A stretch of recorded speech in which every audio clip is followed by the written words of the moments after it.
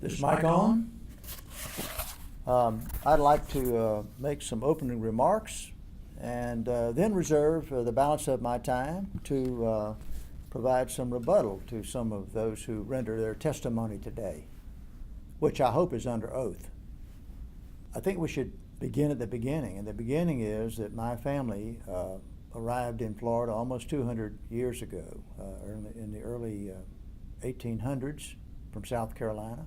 They didn't fly down here, didn't drive down here. They came on foot, I'm guessing, and settled into North Florida, Alachua County, where Gainesville is, Calhoun County, which is west of Tallahassee. We lived all over the state when I was a child. I was born in Jacksonville, but we lived in Alpha. We also lived in Miami during the heyday, when Miami was just a wonderful place. We moved to Sarasota in the late 50s. I was excited about it, even though I'd never been here before, because I heard they had the Red Sox, they had the art school, the circus, and most importantly, I was excited because I was going to finally get to see snow because we were moving so far north from Miami. I attended Southside School, Brookside Junior High, Sarasota High School, graduated from the high school in 1964. I had some wonderful classmates, and I've stayed very close to them over the years.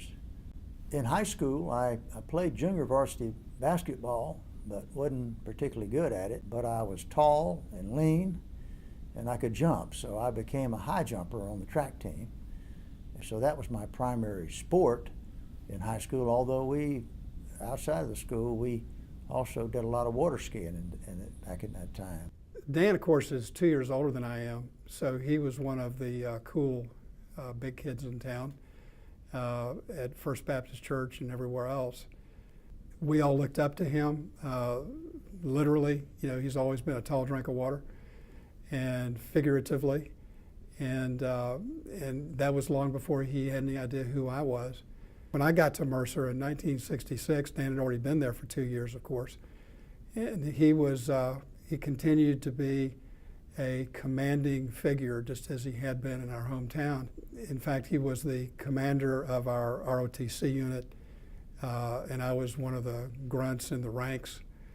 And he was the commander of Sigma Nu fraternity on our campus, which is, for the rest of us, the uninitiated in Sigma Nu, that's their president.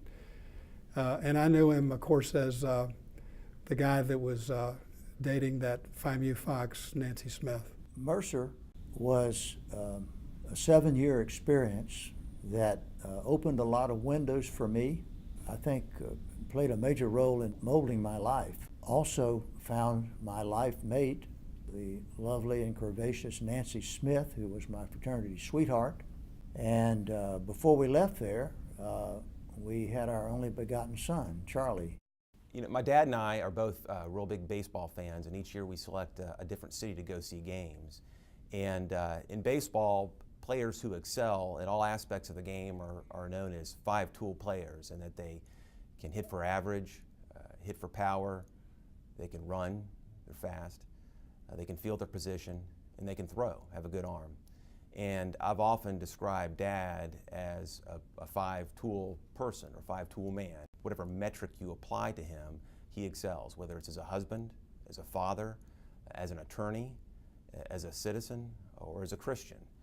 He does it all very, very well. After law school, I joined the Nelson, Stinnett, Surface Corp and Payne law firm. Dick Nelson was the county attorney. I wound up doing quite a bit of work for Sarasota County government. That was interrupted briefly by my military obligation. I went off to Fort Benning through infantry school, and while there, Vietnam ended. But came on back, and we proceeded to have 3 more children after Charlie, 3 daughters. And they were spread out by 4 years each, except for the last one. She was 6 years. So there was actually 14 years between our oldest and youngest. During the time I've known Dan, he's had important and substantial public clients, the hospital board, the school board, the airport authority, and he's good with the public policy parts. But in addition to that, of course, he's good with the public policy parts that relate to private interests. In my case, it's his job to explain the goals of his real estate developer client. In our Grand Palm property in Sarasota, South Sarasota County, I worked with Dan for 7 or 8 years, and I admired the way he presented himself before the county commission, took difficult questions that hadn't been resolved. After all, 2050 was brand new, and led the county staff and the elected board through a set of procedures that had never been invented before in Sarasota County. Pat mentioned 2050 without explaining what it is. I think he didn't explain what it is because he doesn't fully understand it himself. But it was an overlay, a zoning overlay, to enable the lands out east of I-75 to be developed in some form of urban density as long as they provide ample open space around it. But it's such a complex model that it's sort of like the proverbial riddle wrapped in a mystery inside an enigma. So when I watch him in action, I'm usually present when he's in action, it's a great pleasure to me to see how Dan's skills work, how they manifest themselves in explaining important public policy goals. I got to know Dan best through my time at the Planning Commission, where I served 7 years. Time after time when Dan came with petitions, you knew when he was there that he would well represent his client. He would do so with dignity, with humor, with preparation. And those petitions, they weren't all good. There were a bunch of dogs in them, but he could represent them just as well. He was captivating. The way that he could both disagree with dissenters, people in the audience, commissioners, yet still come out as friends or at least collegial, that's something that I noticed very early, and it was very inspiring to me. Dad's involvement with civic organizations and leadership roles with charitable organizations and foundations is very well known, but he does a lot of things very, very quietly and that are not part of any specific organizations. One example of that is a number of years ago, he and a group of other good citizens noted the civil discourse, that a lot of the public discussion on a lot of issues before local bodies, local government boards, was getting perhaps overheated. And so he and a group of folks took it upon themselves to go to the county commission, the city commission for Sarasota, for Northport, Venice, the town of Longboat Key, and got each of them to adopt a resolution that requires speakers at all public hearings to take a pledge of civility. And if you go to chambers of any of those bodies and step up to a microphone to speak as part of any public discussion, you'll see a plaque next to the microphone reminding you to focus on the issues, not on people, and focus your discussion on those things that are substantive and meaningful to that conversation. And that's as a result of Dad's actions. And it got a lot of attention around the state. It actually got national attention. I did an interview on Fox News. They were kind of amused at the whole idea, thinking that we were trying to impose a gag order on people speaking candidly at public meetings, which of course was not the purpose. The purpose was to get people thinking about what they were going to say before they get up there nervously at a microphone and start letting their emotions carry them away. So he introduced himself and he invited me to join the walking group, which goes every Saturday morning, 6:30 a.m., rain or shine. We walk from Dan's law office downtown, across the Ringling Bridge and to St. Armand Circle, and then back again. Each Friday, I send out an invitation to my walking group to spur them on, to coax them, cajole them into coming. I also include in it an inspirational walking quote that may be from Mark Twain, Abraham Lincoln, could be from Proverbs. In any case, it lets them know where we're going and what's in store for them. As a matter of fact, we call it Camp Dan because, well, a year or so ago when he had a big birthday, we had T-shirts made up that said Camp Dan, and everybody else has said camper, and Dan said head counselor. And Dan makes an effort to make sure that we all get to know one another, which is a little bit irritating sometimes, because sometimes you're deep in a conversation with someone and Dan will blow his whistle, which he brings out occasionally, and tell you it's time to change partners.